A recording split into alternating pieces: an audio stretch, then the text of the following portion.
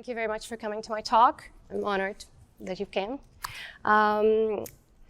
So we're going to talk about some Afterlife tales about troubleshooting containerized applications. So we're going to talk a little bit about Dockerized applications and actually Kubernetes with Dockerized applications. First of all, I would like to introduce myself. I'm Anna. I am a passionate application developer, firstly, regardless of my job title. I like to experiment a lot with Java frameworks, with IBM Cloud, with Kubernetes. And the talk of today is containing some tales from my experiments and things that I have been encountering while working with Kubernetes. And I would like to share those things with you today. So another thing that why I've done this talk is because even though that this gap between development and production seems to be smaller given the new tools that are on the market, there is still a gap between development and production. Not sure about you, but I don't have access to production. And all I have to rely on is all the time what I'm doing on dev cluster. And this is another reason why I'm giving this talk today. So, before going into the situations that I want to talk to you about today, I would like to talk to you about the pod phases, because we're going to work with the pod phases in the examples that I'm going to show to you. So, the pod phases are as following. The pending phase is the one when Kubernetes cluster is accepting your deployment. Is meaning that, well, the containers are not yet created or the Docker image is downloaded. So this is why sometimes having large Docker images is not that nice and is not helpful because it's in pending state. The most desired state is running. So you always want for your pods to be in the running state, to be up and running and feel healthy. But we also have succeeded. Succeeded means the pod has terminated with success its job, its action. Typically, terminated with success pod is the result of running cron jobs or jobs. The failed state is totally the opposite, meaning it terminated with failure, something went wrong. So the execution of the application or of the job did not conclude with success. And of course, when Kubernetes cannot put in any of those four states, your pod is going to put it to unknown. Not only this, but today we're going to use a lot these three. And actually, we're going to use deployments and pods mostly. We're not going to look into the replica set too much. But every time we're doing a deployment, so we're using a YAML file containing deployment resource, what we're doing is actually, with that YAML file, we're telling to Kubernetes that we want to instantiate, to create for us a deployment resource.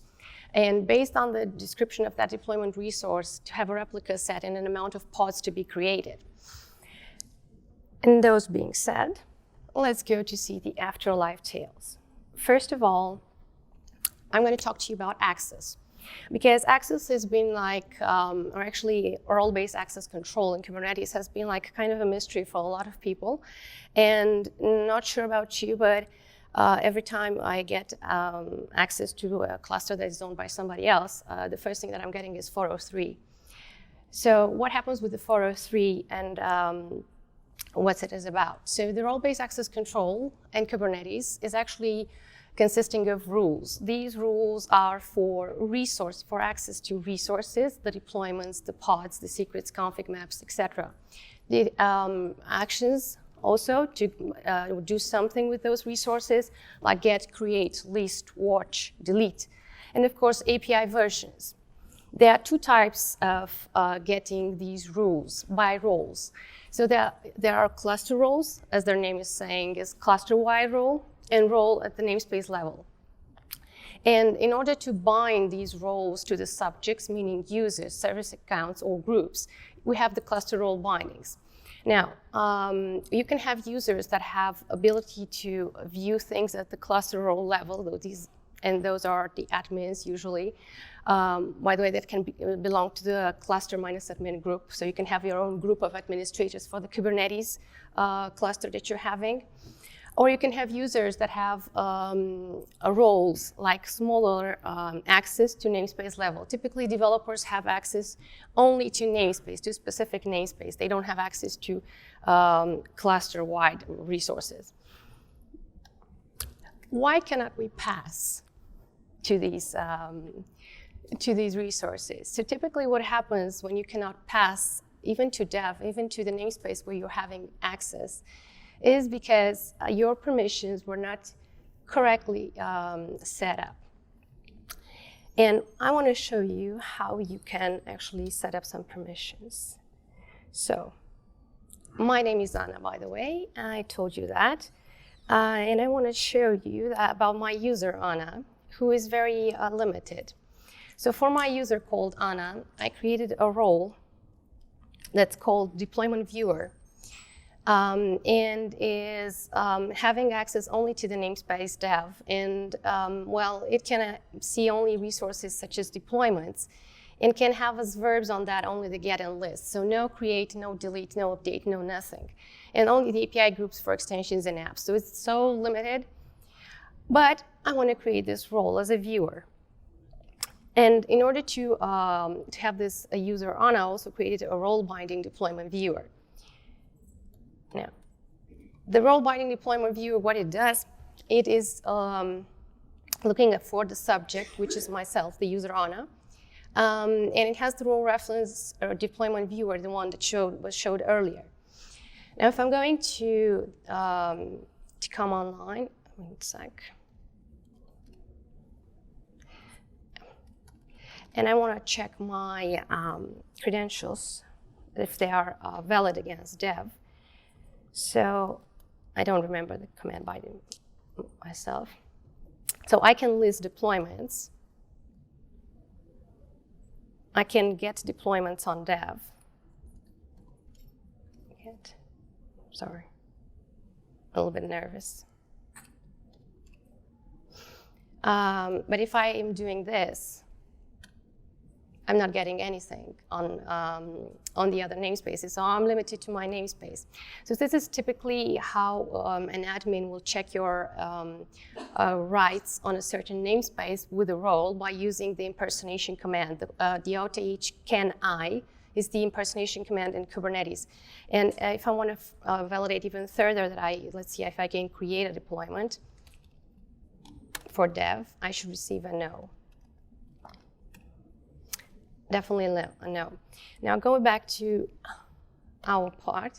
So this is a way you can, your administrator checks the API access through user impersonation. How he or she will grant you access is by checking the audit logs if audit is enabled in Kubernetes, and will grant you proper role, cluster role, by creating the proper cluster role binding for you. So all the time the cluster role binding or the role binding is the one who's going to give you the power to access those resources in Kubernetes. Now, this is just what's more admin-like. Let's go to the real application part. So we're going to talk about health, about pods not feeling well.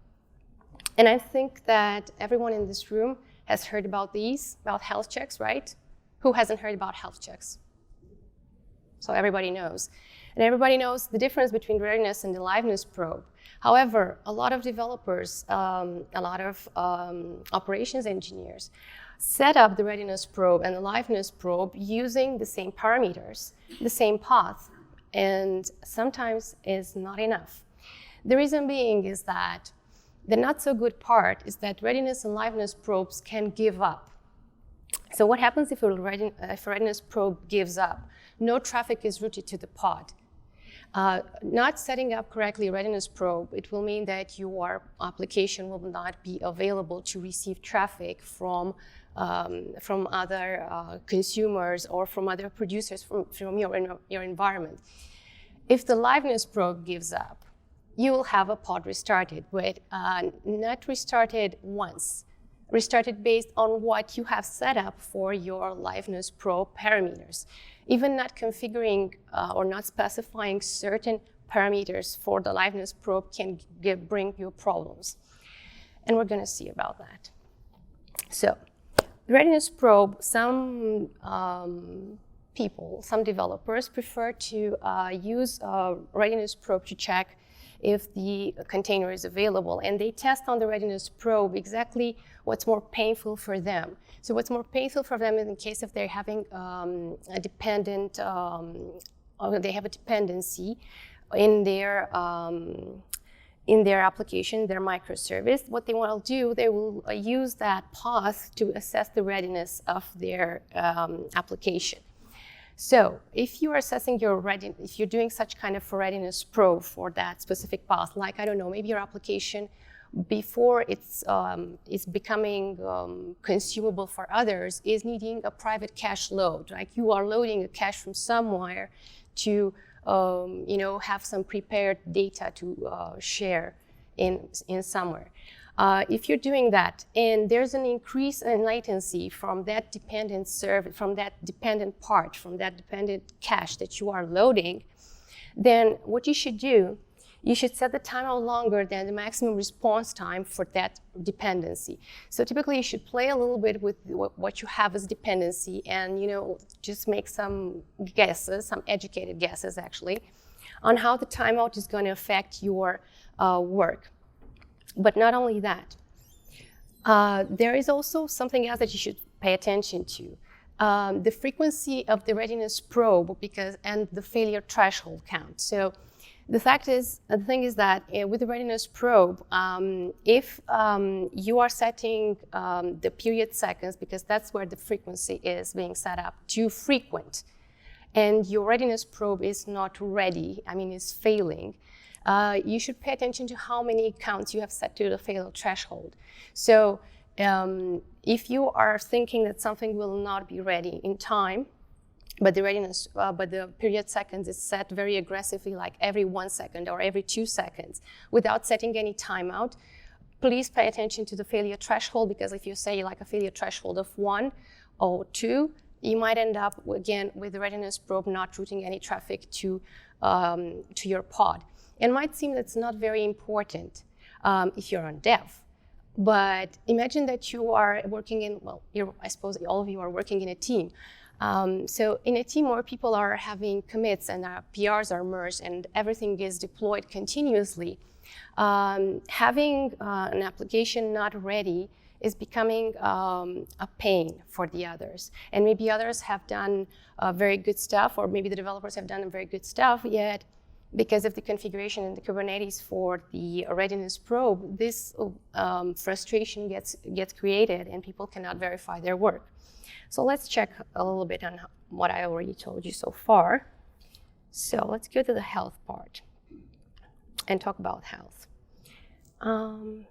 So let me firstly describe to you, because it's the anniversary of Java. We have 25 years of Java. I also have a Java application, a very, very, very small Hello World app, not very fancy, but with a health indicator configured. And of course, with the controller based on the environment, is going to show some greeting message, nothing very difficult to be done.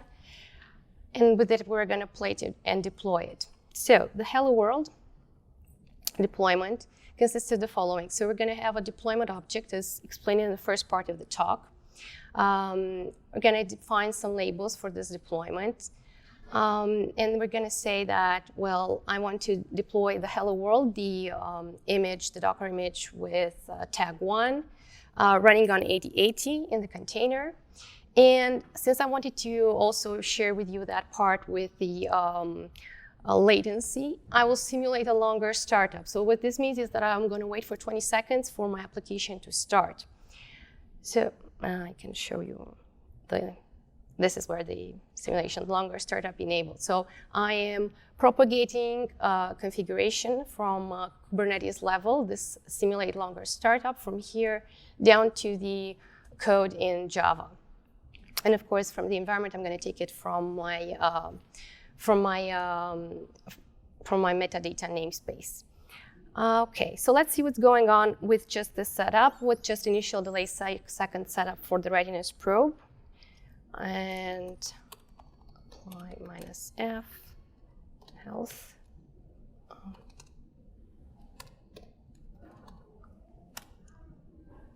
Okay, let me just go here.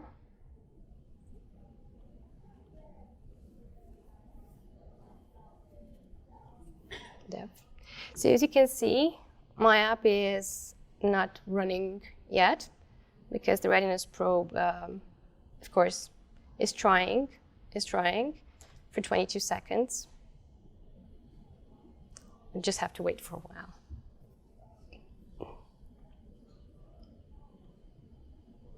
It seems to be coming better. 37 seconds.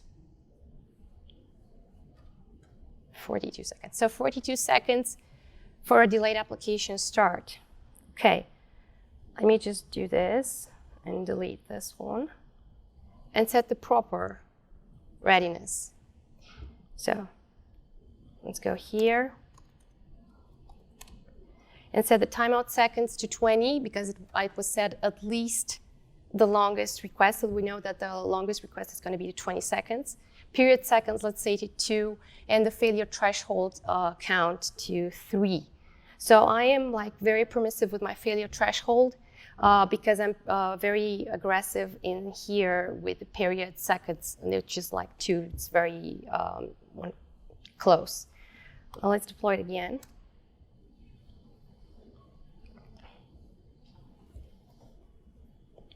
It should be less.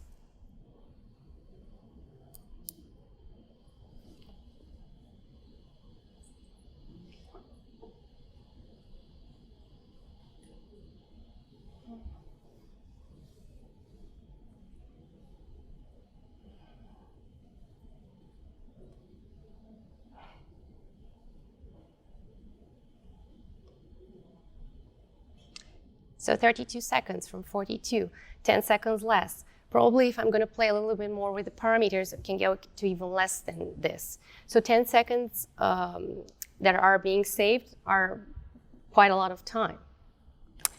Now, those being said, let's go to the Liveness Probe. The Liveness Probe, one thing that we're always thinking about it is how we can check that the responsiveness of application is really there when we're invoking a Liveness Probe. So typically, you exercise and evaluate deployments. And one thing that you can do in order to find out what's the right way to parameterize the health is to look at the startup time of your application. So your application will always tell you how much time it starts. So based on that, because you can see even in Spring Boot, you see the application starting in X seconds. Based on that, you can go and then play around with those parameters in the Liveness or the Readiness Probe. Then another thing you should know about is that if the container startup latency changes over time due to network issues or other changes that come within your application code, and the startup of your container is being affected because of this, what you should know is that the initial delay seconds and timeout should be very conservatively set up. So this doesn't mean that, for example, if my application started had a 20 seconds delay, I should have set up the 20 seconds initial delay seconds, because I'm thinking that that startup latency is going to be not so often. So if it's irregularly, the initial delay seconds and the timeout should be like having a certain proportion, and you should search for that one. Now, we've seen about the health, but you should be already aware that there are disruptions with Kubernetes. So there are two types of disruptions in Kubernetes, the involuntary and the voluntary disruptions. The involuntary disruptions are those that are thought as out of resources disruptions. So are those that are happening most of the time. Maybe one of your administrators has deleted a VM, or disruptions such as a drain happening to refresh the resources in certain nodes. These are disruptions that are involuntary. The voluntary disruptions are those that are actually human controllable, like yourself have deleted a deployment, yourself have done some bad commands that affect the good health of your application. So these kind of disruptions can appear all the time in Kubernetes. For the first kind, for the involuntary disruptions, the ones that are out of your control, what you should do, you should replicate your application. If you need higher availability, you should use a multi-zone cluster if your application has to be available globally. So if you are working on an application that is available 24/7 in multiple regions of the globe, definitely use a multi-zone cluster. And of course, last but not least, check pod requests and resources. But I'm thinking that most of the time you're thinking at the pod requests and resources first thing, and then you are thinking to the pod with, to the more complex pod like replication and multi-zone clusters. Now for the voluntary disruptions, there is a Kubernetes resource called Pod Disruption Budget, and I want to show you how it is working because it's really cool. So for the pod disruption budget, I have here. I'll do again an installation with 3 replicas. Same application, nothing fancy. Of course, there are some limits for the requests and memory defined. And I defined also pod disruption budget as follows. So I said that minimum available pods for my application should be 2, and match the label Hello World Disruption as the name of my application. So by using this pod disruption budget, my application will be protected by the voluntary disruptions. So let's deploy this application and replicate a voluntary disruption. kubectl apply -f disruptions -n dev. And of course, my PDB. Cool. Then I will be doing this command, kubectl drain docker desktop. So I would be acting as an admin right now on my node called docker desktop and drain my node. So what you see here, that all my pods are being evicted except for 2. So there's even though that Kubernetes is trying to evict my pods, for this one, 2 will always be available. So let me go. Even though that right now is draining, we can check the application. It should be available on 3005. So this is up and running. If you would check any others, those are not available. So this is one way of protecting yourself or protecting something that is very valuable and has to stay up and running, even in cases when you have to do operations such as draining in order to refresh your application's pod and so on. So let's stop this. Let's also do this on Cordon Docker desktop. And you'll see that everything is coming back to normal.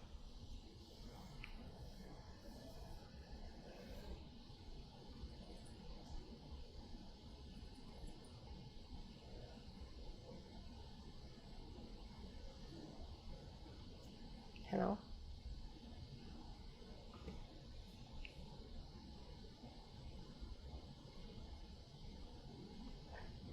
Okay, yeah. Everything's going back to normal now. I was a bit worried. So this is with pod disruption budget. Whenever you are working with voluntary disruptions, you should use this one. Now, we talk about disruptions and things that can go bad, even for health. Now, there are situations when somehow you realize that your pod is running something, but it's not the application you have worked on or the fix you worked on. So what's going on over there? So in order to see what's going on over there, in order to validate what's running inside a pod, so if you are running something inside a pod, what you would expect for a certain Kubernetes configuration to happen over there, the easiest way is to get the YAML and to inspect it locally. So this is one option. But if you are thinking to inspect it locally and, of course, validate it, validate by default is anyway enabled by default in Kubernetes now, but you never know. Maybe you wanted to do a hotfix directly in the cluster and you just skipped a few things. But if you want to see what's inside of the pod, what you should do is you should use the exec command. So let's go to this one. And use a little bit the exec command. And I want to see what's inside the hello world here.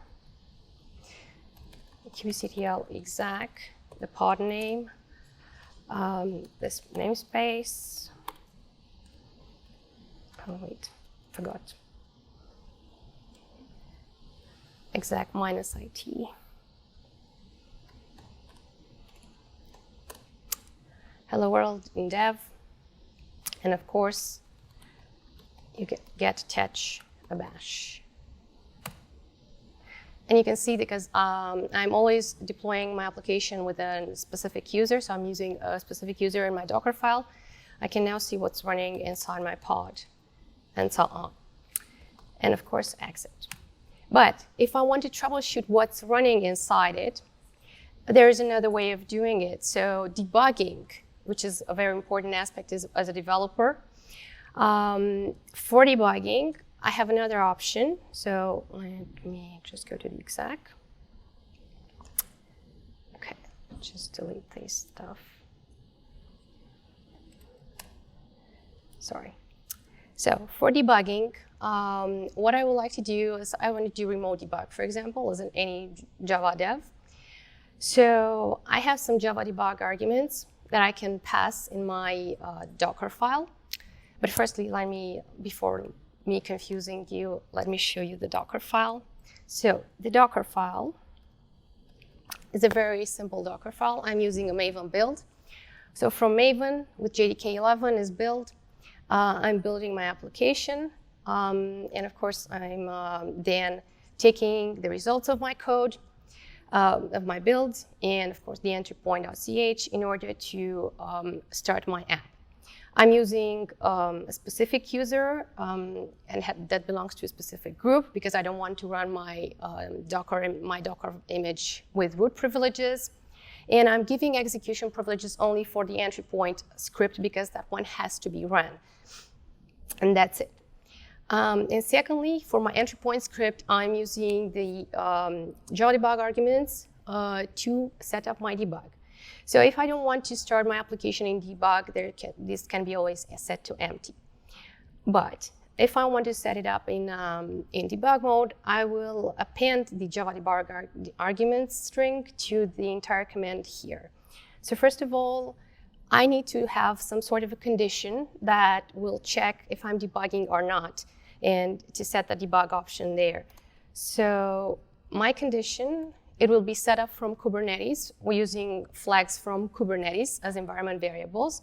It is going to be called enable debug. So if enable debug flag in Kubernetes is going to be passed here, and of course it's not set to false, then the debug arguments will be receiving another value than the empty one.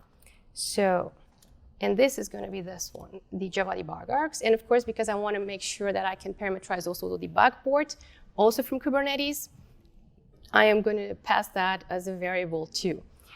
So this is at the Docker file level. Now, at the installation level, I need to set up those parameters, right? So first of all, I need another container port to start my debug. And I'm going to say 555. Of course, I need to give it a name. So I'm going to say JVM debug. OK. And of course, I need some parameters. So first of all, enable debug, which is Boolean. I'm going to say it's true. I'm not going to have the simulate longer startup, so it's going to be false. And of course, the port on debug, the 5005. OK, so I think now I can deploy my application. And just go here, kubectl apply -f exec install YAML -ndev. Cool. Now, I'm going to get the pods from dev to do my remote debug. So I'm going to do this. OK, so I'm going to do the port forward command -n dev. 555.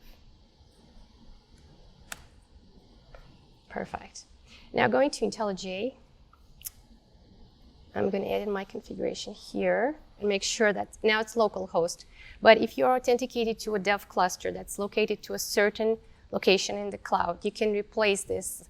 Actually, you don't need to replace it because it's going to port forward to your local host. So if you have access as a developer to a cluster in the cloud and you can do port forward, then you can do this kind of trick all the time. Okay, so everything's set up. Let me start this one. The socket has started. Perfect. Okay. Let me just check the port of deployment. 3115. Just replace the ones here.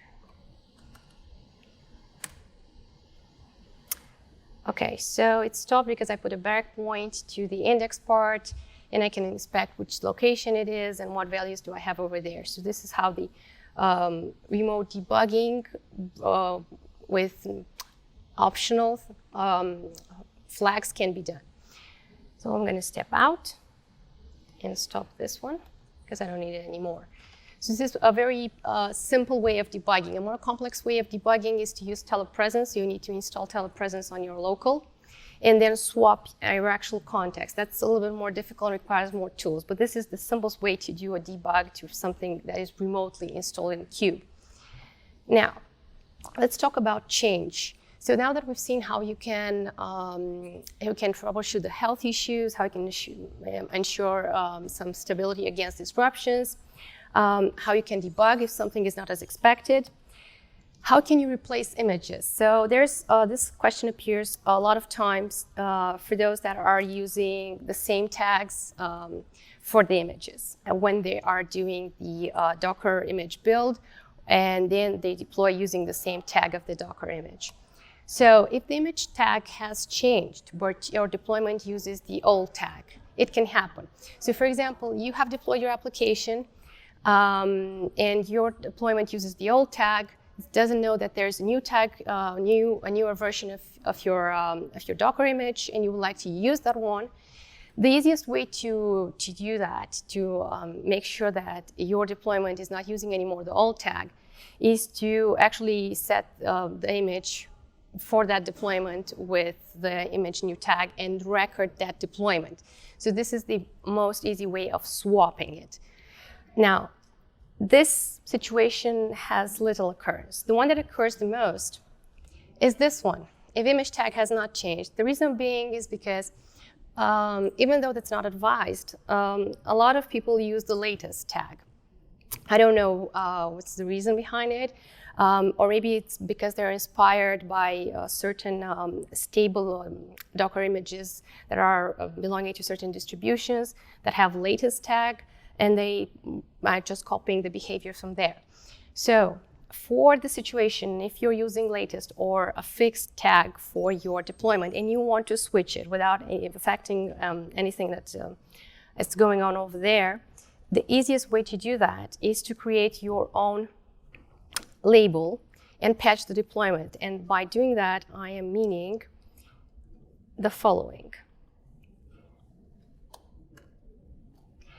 I'm meaning patch the deployment hello world, in my case hello world upgrade, with the label, in case this, I always say the current date, because the current date is harmless and it has some value because it can show to you at what time you have done the swap of that latest image.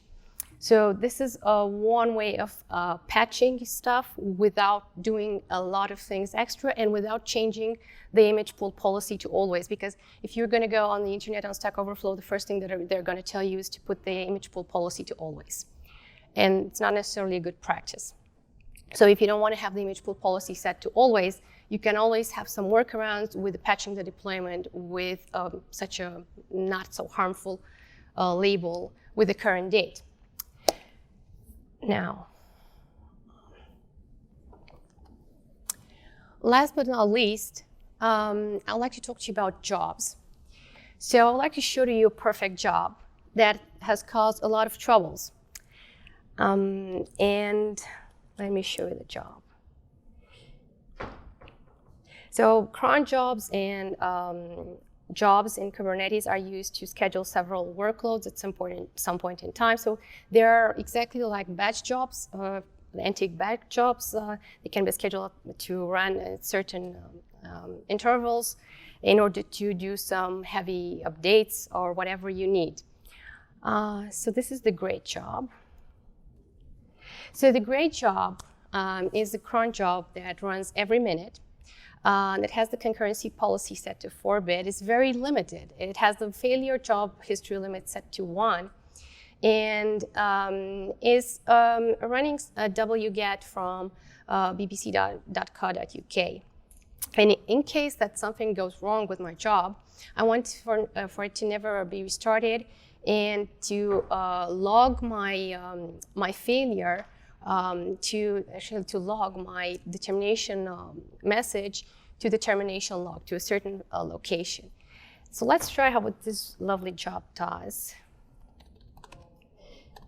As I said, it's a very restrictive job.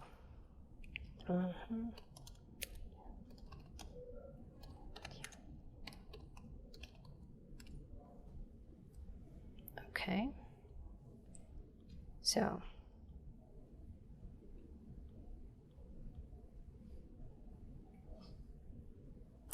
Going to run it every minute.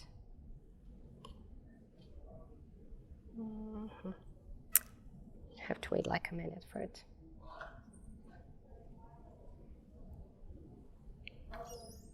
Come on, run.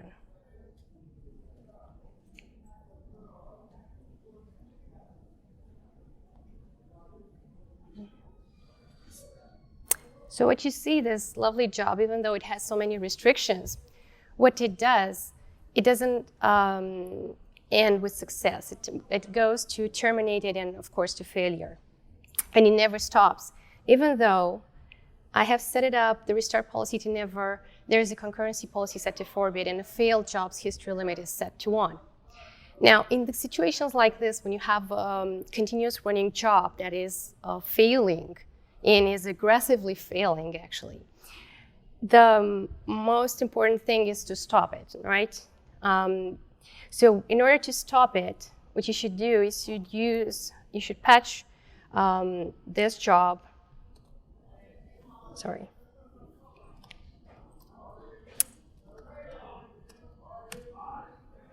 Okay, yeah, so you should patch the job. Let me just show you again the command. So you should patch the job with the suspend true. What this does is suspending your job in order for you to later on investigate what happened over there. Now, what happened over there is the fact that the command given here is not the right command. So even if it looks correct, it's not correct. It's missing something. The wget is fine, but and also the website invoked. But the correct great job is looking like this. This is the correct command, right? But everything could have been avoided and the job would have stopped if I would have set this lovely parameter too, besides the concurrency policy, the failed job history, and the restart policy to never. So setting all the time with the jobs, you have to be aware about the fact that the backoff limit in combination with restart policy and concurrency policy have to be configured.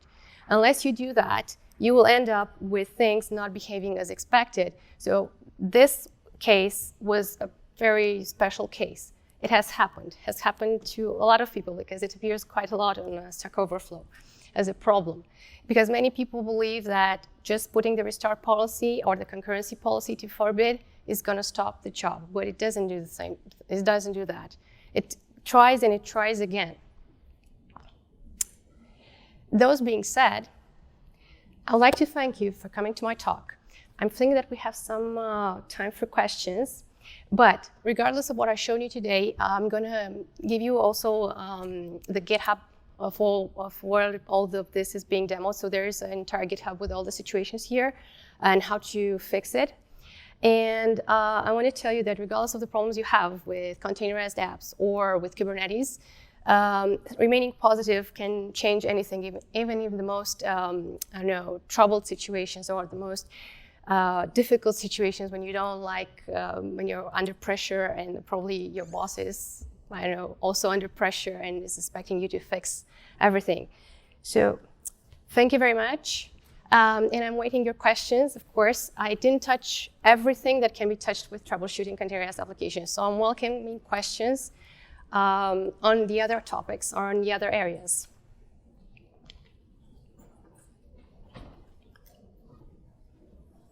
Questions?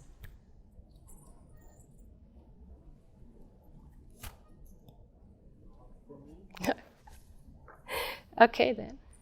Thank you very much for listening to me. If you want to ask more things about Kubernetes or about cloud or Docker, and of course about Java, you find me at the IBM booth starting with 4 p.m. And yeah, come and join, have fun over there because we have a nice setup with Space Center and everything. And ask questions, of course, not only on what I presented today. Thank you very much.